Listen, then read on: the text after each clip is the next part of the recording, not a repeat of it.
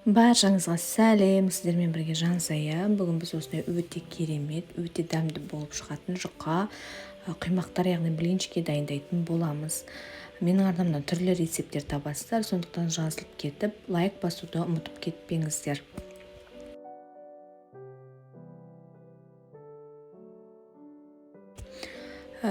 Құймақты дайындау үшін ең алдымен біз сүтімізге тұзымызды, қантымызды қосып араластырасыздар.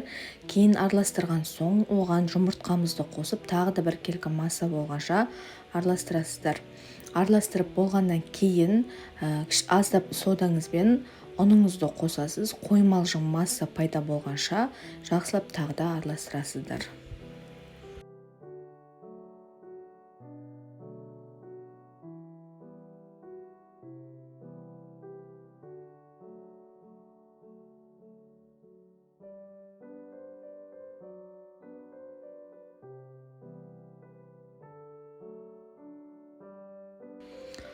Осы араластырып алған қамырымызға қайнап тұрған ыстық суымызды құйып, жақсылап тұрып араластырасыз. Тағы да әбден сұйық масса болғанша, тым қатты сұйық та болмау керек.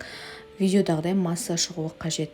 Кейін осы массамызды біз пісіретін боламыз. Ол үшін аздаған сұйық майды табамызға жағып, кішкене мөлшерде құя отырып, табамызға блинчиктарымызды құйып аламыз. Яғни видеодағыдай әрекет жасау арқылы және де екі жағын әбден қызарғанша пісіресіздер. Видеодағыдай бір жағы қызарғаннан кейін аударып екінші жағына қызарғанша пісіріп аласыздар.